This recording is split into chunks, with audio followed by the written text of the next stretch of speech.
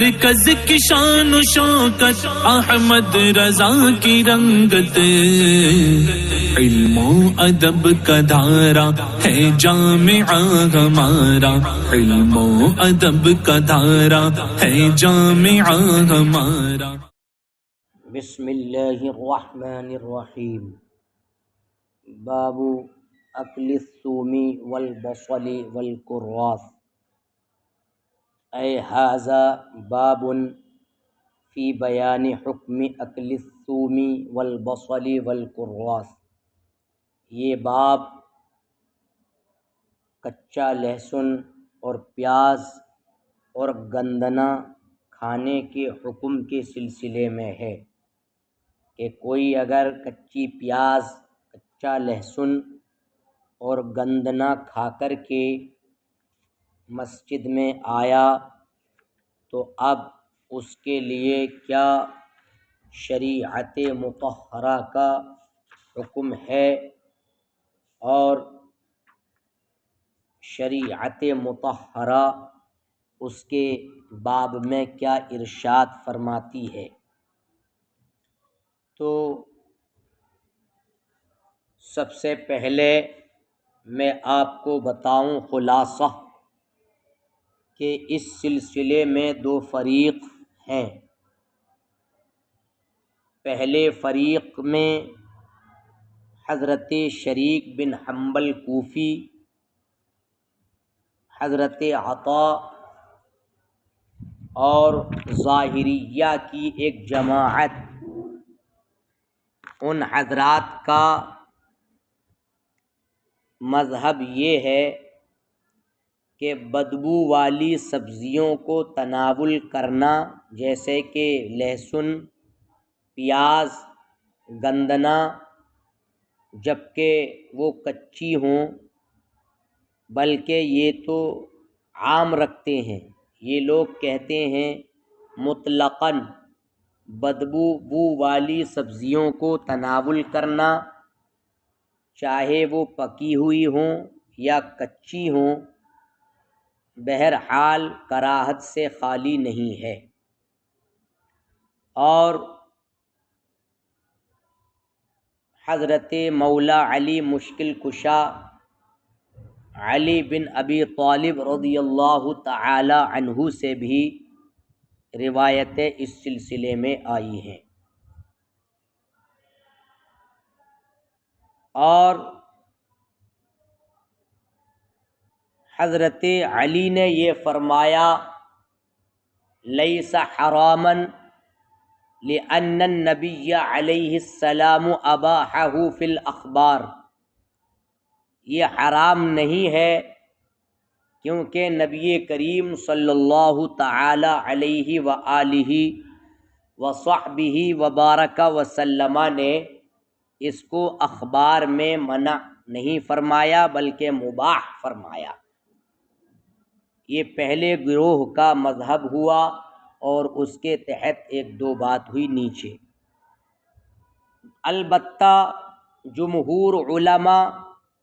اسلاف میں سے جمہور علماء اور ائمہ فتویٰ، جن میں ہمارے ائمہ اربعہ بھی ہیں اور ان کے اصحاب بھی ہیں، ان حضرات کا ماننا یہ ہے کہ بو والی سبزیوں کو تناول کرنا یہ مکروہ نہیں ہے، اور اس کی وجہ یہ ہے کہ نبی کریم صلی اللہ تعالی علیہ وآلہ وسلم نے ان بو والی سبزیوں کے تناول سے جو ممانعت ارشاد فرمائی، وہ اس وجہ سے نہیں ممانعت ارشاد فرمائی کہ وہ فی نفسہا حرام ہیں، بلکہ ان سبزیوں کے کھانے سے اس لیے ممانعت ارشاد فرمائی تاکہ ان کا کھانے والا اپنے منہ کی بدبو کے ذریعے حاضرین مسجد کو تکلیف نہ دے اور ان کی تکلیف کا باعث نہ بنے، اس لیے ان کو کھانے سے منع فرمایا۔ سمجھے؟ امام قاضی عیاض نے اس سلسلے میں یہ کہا النہی عن حضور المساجد لمن اکلها لیس بتحریم لها بدلیل اباحت النبی علیہ السلام ایاها لمن حضره من اصحابہ، کہ مساجد کی حضوری سے ان کے کھانے والے کو مسجدوں میں حاضر ہونے سے منع کرنا یہ حرمت کی بنیاد پر نہیں ہے کہ وہ فی نفسہا وہ سبزیاں حرام ہو،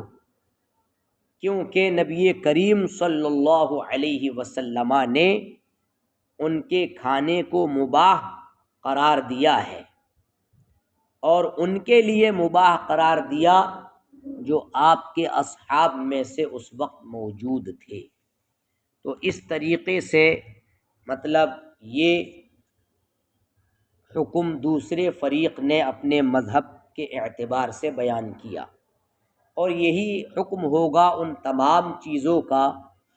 کہ جو انسان مطلب استعمال کرتا ہے اور منہ میں بدبو رہتی ہے اور بدبو ختم نہیں ہوتی، جیسے کہ مرغے کا گوشت کاٹنے والا انہی کپڑوں میں وہ نماز پڑھنے کے لیے چلا جائے، اور اگرچہ ان پر خون وغیرہ نہ ہو، بظاہر صاف ہوں، مگر بدبو بہت زیادہ اس سے آ رہی ہے، تو اس میں بھی ایذائے مصلیین ہے۔ ایسے ہی کوئی انسان سگریٹ اور بیڑی وغیرہ کا عادی ہوتا ہے، بہت زیادہ بیڑی اور سگریٹ پینے والے لوگ جن کے منہ کی بدبو زوال پذیر مشکل سے ہوتی ہے، تو وہ بھی جاتے ہیں اور مسجد میں جا کر کے جماعت میں دوسرے نمازیوں کی ایذا کا ذریعہ بنتے ہیں۔ ان لوگوں کو چاہیے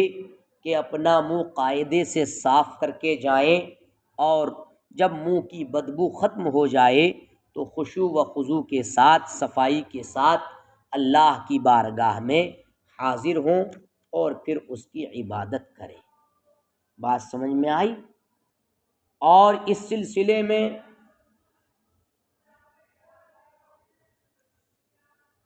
ابو عبداللہ بن مرابط نے اپنی شرح میں یہ ذکر کیا ہے ان حکم من به داء البخر فی فیہ او به جرح له رائحہ ھذا الحکم، جس کو کوئی منہ کی بیماری ہے یا اس کو کوئی زخم ہے جس میں یہ بیماری ہے، تو اس کے لیے بھی یہی حکم ہے۔ سمجھ میں بات آئی کہ نہیں؟ تو اس طریقے سے یہ دو فریق ہمارے سامنے آئے۔ فریق اول کے دلائل شروع ہو رہے ہیں باب کے شروع میں، کہ جو حضرات مطلب مطلقاً چاہے لہسن وغیرہ کچا ہو یا پکا، مطلقاً اس کے کھانے کو بنا کسی کراہت کے وہ صحیح سمجھتے ہیں، ان کی دلیلیں اس باب کے شروع میں شروع ہو رہی ہیں۔ چنانچہ فرماتے ہیں حدثنا یونس حدثنا قال اخبرنا ابن وهب قال اخبرنی طلحة بن عمر، کہتے ہیں مجھ کو طلحہ بن عمر نے بتایا، عن عطاء،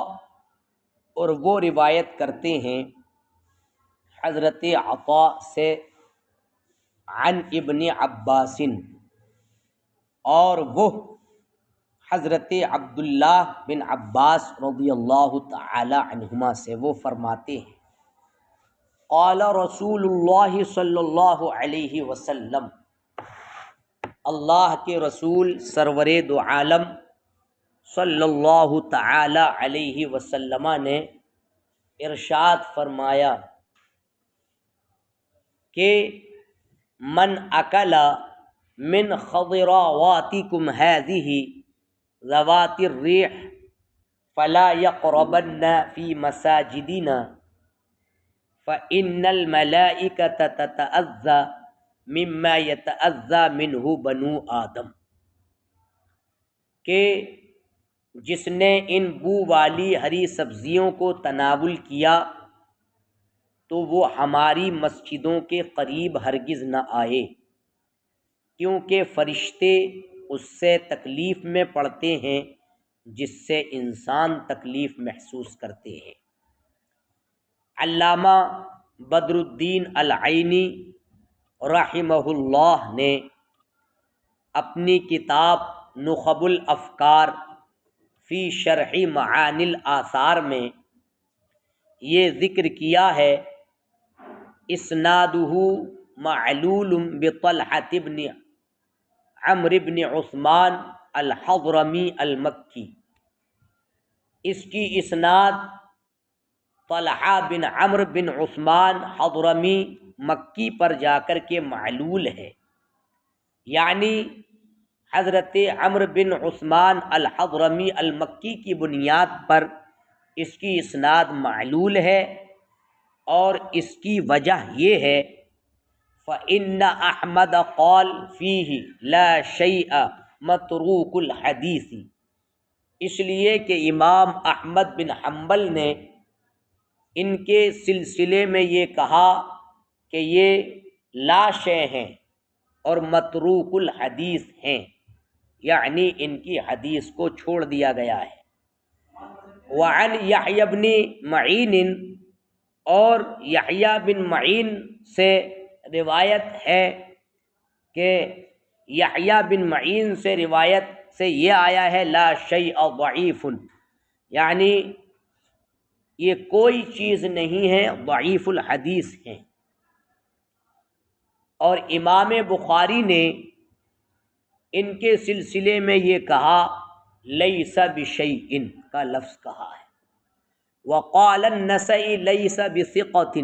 ثقہ نہیں ہے یہ۔ تو اتنے ائمہ جرح و تعدیل کی طرف سے ان کے بارے میں کہا گیا، اور امام ابن ماجہ نے ان سے حدیث روایت کی ہے۔ اور یہ عطا بن ابی رباح المکی ہیں۔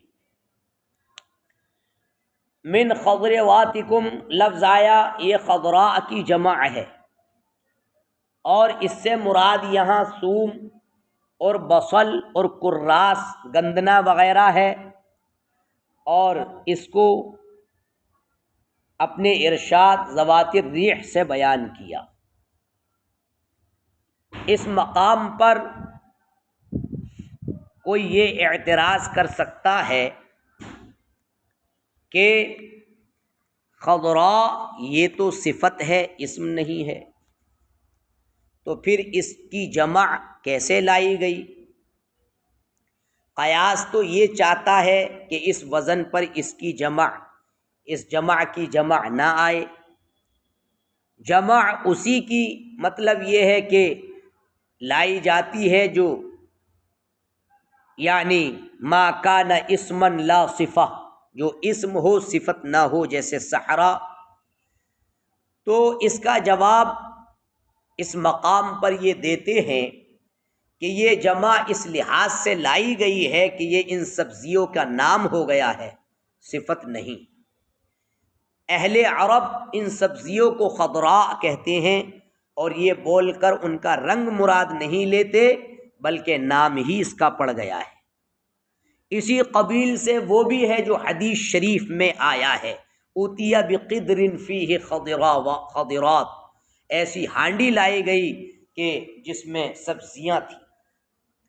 تو اس مقام پر یہ جواب یہاں دیا جاتا ہے۔ اس حدیث پاک سے ہمارے فقہائے کرام نے چند مسائل کا استنباط کیا ہے۔ چنانچہ سب سے پہلا مسئلہ اس حدیث پاک سے یہ اخذ کیا کہ جمہور علماء اس بات پر قائم ہیں کہ یہ ممانعت ہر مسجد کے لیے عام ہے۔ لہسن و پیاز کھا کر جانے کی ممانعت یہ ہر مسجد کے لیے عام ہے، یہ جمہور علماء کا قول ہے۔ اور بعض لوگوں کا مذہب یہ ہے کہ یہ حکم ممانعت مسجد مدینہ کے ساتھ خاص ہے، فرشتوں کی بنیاد پر، کہ چونکہ وحی کے فرشتے وہاں ہوتے ہیں، اور جب پیاز اور لہسن اور گندنا کھا کر کے انسان وہاں جائے گا تو ان فرشتوں کو جو ملائکہ وحی ہیں ان کو اس کی بنیاد پر ایذا ہوگی، سمجھے؟ اور فلا یقربن فی مساجدنا کے ذریعے اس سے استدلال کیا کہ چونکہ نا ضمیر ہے، آپ نے فرمایا ہماری مسجد کے قریب ہرگز نہ آئے، تو اس سے مسجد مدینہ مراد ہے۔ اور دوسری روایت میں ہے فلا یقرب مسجدنا، یہ ہماری مسجد کے، ایسا انسان ہماری مسجد کے قریب نہ آئے۔ سمجھ میں آئی بات؟ تو فلا یقرب المساجد، دوسرے لوگوں نے جو عمومیت کے قائل ہیں انہوں نے ان الفاظ سے استناد کیا ہے جن روایتوں میں فلا یقرب المسجد آیا ہے، مساجد، مسجدوں کے قریب نہ آئے، تو اس میں نہ ضمیر نہیں ہے، تو امام مسلم وغیرہ نے اس کو ذکر کیا ہے۔ اور اسی پر مساجد کے علاوہ جیسے کہ عیدین کا مصلی ہے، نماز جنازہ کا معاملہ ہے، اور بھی مساجد کے علاوہ جو مجامع عبادات ہیں کہ جہاں عبادتیں کی جاتی ہیں، تو وہاں ان مجامع صلاۃ پر، مطلب ان مجامع صلاۃ پر مسجدوں کے علاوہ جو مجامع ہوتے ہیں ان کو بھی قیاس کیا، اور کہا کہ جس طریقے سے مسجدوں کے اندر آنا ممنوع و محظور ٹھہرا، اسی طریقے سے دیگر مجامع صلاۃ میں بھی جانا کچی پیاز و لہسن کھا کر کے وہاں بھی ممنوع و محظور ہے، کیونکہ علت ازا وہاں بھی پائی جاتی ہے۔ سمجھ میں آئی بات؟ اور دوسرا مسئلہ یہاں سے ہمارے فقہا نے یہ نکالا کہ فرماتے ہیں ان الملائکۃ تتعذی من الاشیاء الکریہۃ کما یتعذی بنو آدم، کہ فرشتے ناپسند چیزوں سے، یعنی جو اشیاء کریہہ ہوتی ہیں ان سے تکلیف ویسے ہی مطلب ان کو ہوتی ہے جیسا کہ انسانوں کو تکلیف ہوتی ہے، لہذا اس تقدیر پر ان سبزیوں کے ساتھ مسجد میں داخلہ منع ہوگا، اگرچہ مسجد خالی ہی کیوں نہ ہو، اس وجہ سے کہ مسجد میں بھلے سے کوئی بشر نہ ہو مگر مسجد فرشتوں کا محل ہے، اس بنیاد پر خالی مسجد میں بھی ان یعنی ناگوار کچی سبزیوں کو کھا کر کے جانا یہ ممنوع و محظور ہوگا۔ اور تیسرا مسئلہ یہاں پر اس حدیث پاک سے ہمارے فقہائے کرام نے یہ مستنبط کیا کہ چونکہ مسجد میں جانے کی ممانعت، یہ یعنی جو حدیث میں نہیں ہے، یہ مسجد میں داخل ہونے سے ممانعت ہے، خاص ہے، تو اس سے یہ سمجھ لیا گیا کہ کچا لہسن و پیاز وغیرہ کھا کر اگر کوئی مارکیٹ میں جانا چاہے، بازار مارکیٹوں میں جانا چاہے تو جا سکتا ہے، اس وجہ سے کہ ان میں جو ہے مارکیٹوں میں مسجدوں کی مطلب حرمت کا معاملہ نہیں ہے، کہ اور نہ ہی وہ بازاریں فرشتوں کا محل ہیں، فرشتوں کی جگہ ہیں۔ اگر بازار میں کوئی کچا لہسن و پیاز کھا کر کے گیا ہے اور کسی دوسرے انسان کو اس سے تکلیف ہو رہی ہے تو وہ ہٹ سکتا ہے اور اس جگہ کو چھوڑ کر دوسری جگہ بیٹھ سکتا ہے، لیکن یہ جگہ بدلنا عین نماز کی حالت میں ممکن نہیں ہوگا۔ سمجھے؟ اس بنیاد پر مسجد میں تو چونکہ مسجد کی حرمت کے پیش نظر ہے، اور دیگر مارکیٹ اور بازاروں میں اس کے کھانے پر کوئی کراہیت کا معاملہ نہیں ہے۔ سمجھ میں آئی بات؟ اور چوتھا مسئلہ اس حدیث پاک سے بعض لوگوں نے یہ بھی نکالا کہ قال ابو القاسم بن صفرہ فیہ دلیل علی تفضیل الملائکہ علی بنی آدم۔ ابو القاسم بن ابی صفرہ کہتے ہیں کہ اس حدیث پاک میں اس بات پر دلیل قائم ہے کہ فرشتے یہ بنی آدم سے افضل ہیں، لیکن فرماتے ہیں کہ اس میں اس بات پر کوئی دلیل نہیں ہے، خاص کر یہ قول ہوتے ہوئے فَإِنَّ الْمَلَائِكَةَ تَتَأَذَّى مِمَّا يَتَأَذَّى مِنْهُ الْإِنسُ۔ سمجھ میں آئی بات؟ تو اس بنیاد پر یہ چوتھا مسئلہ یہ اس سے نکالا۔ اور پانچواں مسئلہ اس سے یہ بھی ایک جماعت نے استدلال کیا کہ وہ اس بات کی طرف گئے ہیں کہ لہسن ہو یا پیاز ہو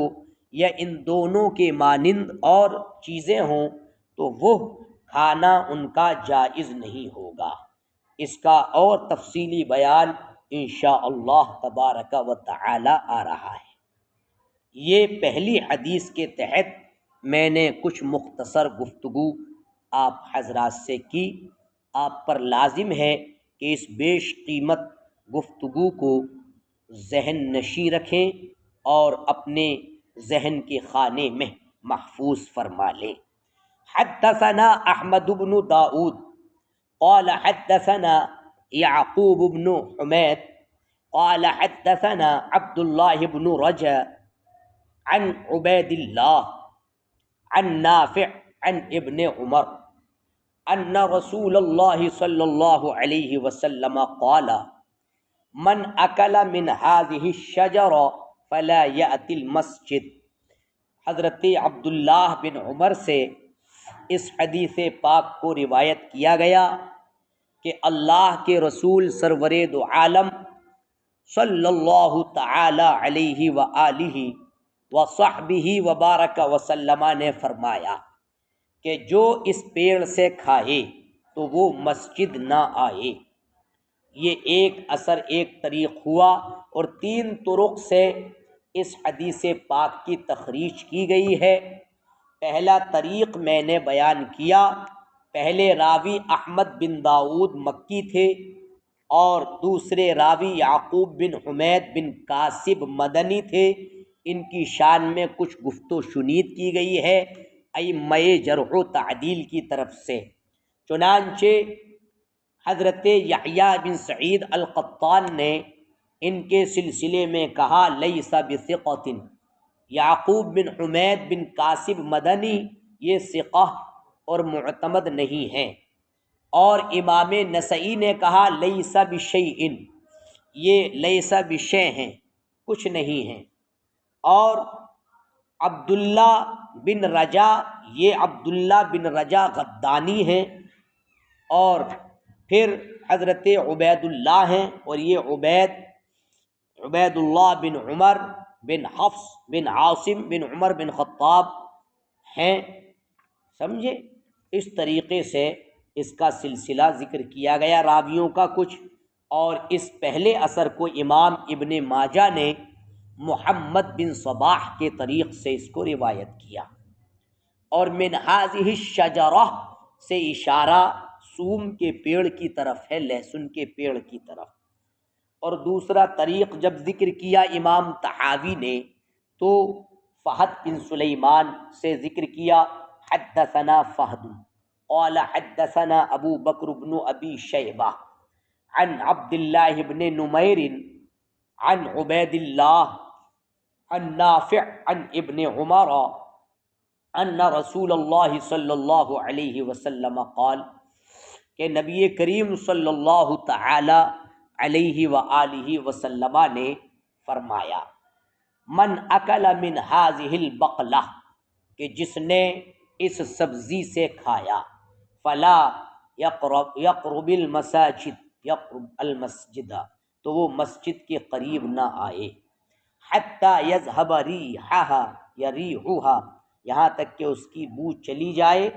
یعنی لہسن کی بو۔ اور تیسرا جو یہ دوسرا طریق امام بخاری نے عبید بن اسماعیل کے طریق سے اس اثر کو روایت کیا، اور تیسرا طریق محمد بن خزیمہ بن راشد بصری کے حوالے سے ذکر کیا گیا، چنانچہ فرماتے ہیں حدثنا محمد بن خزیمہ وفہد بن سلیمان ہے یہ پورے، قالا دونوں نے کہا حدثنا عبداللہ بن صالح المصری، یہ مصری ہیں اور شیخ بخاری بھی ہیں، عن اللیث، سمجھے،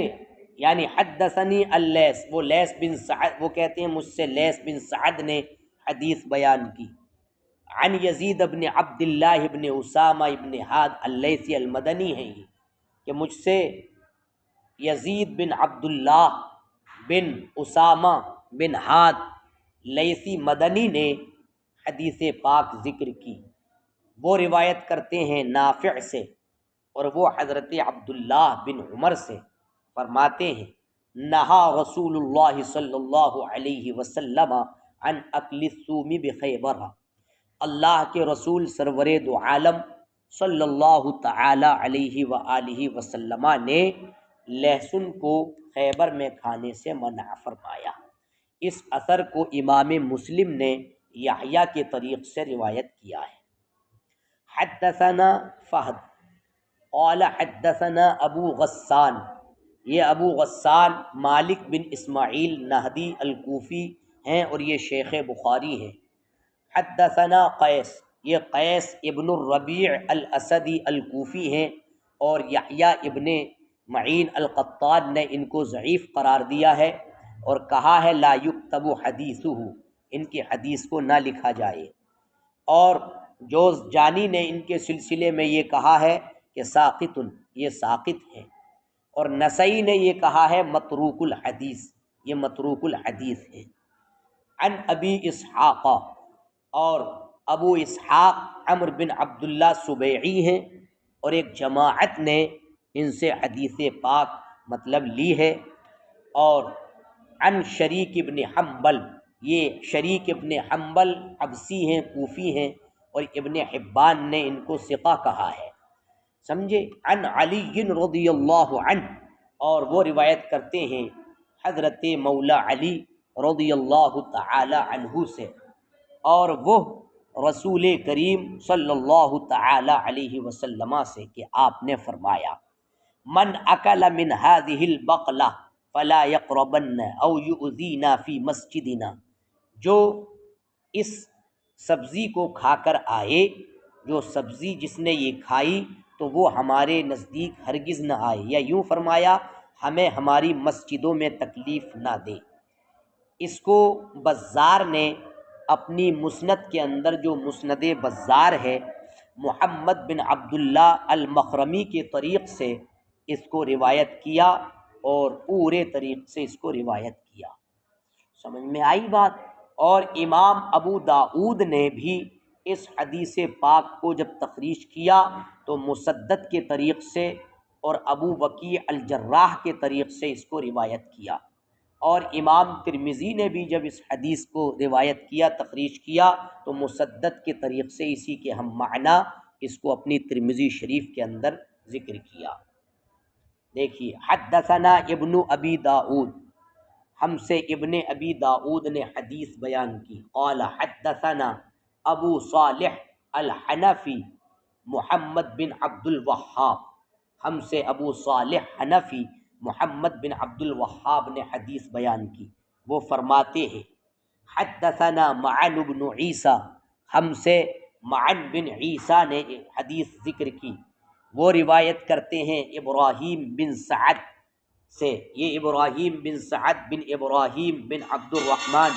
بن عوف القرشی ہیں، مدنی ہیں، نزیل بغداد ہیں، ایک جماعت نے ان سے حدیث لی ہے، اور وہ روایت کرتے ہیں زہری سے جو کہ محمد بن مسلم ہیں، اور وہ روایت کرتے ہیں عباد بن تمیم سے جو کہ عباد بن تمیم بن غزیہ الانصاری المدنی ہیں، اور عبداللہ بن زید بن عاصم انصاری کے بھتیجے ہیں، اور عبداللہ بن زید کو اور ان کے والد کو صحبت حاصل ہے۔ فرمایا کہ من اکلا، سرکار صلی اللہ علیہ وسلم نے فرمایا جو اس پیڑ سے کھائے فلا یقربن من مساجدنا، یعنی الصومع، وہ ہماری مسجدوں کے قریب ہرگز ہرگز نہ آئے۔ امام طبرانی نے محمد بن ہشام مستملی کے طریق سے اپنی طبرانی میں اس کو ذکر کیا ہے۔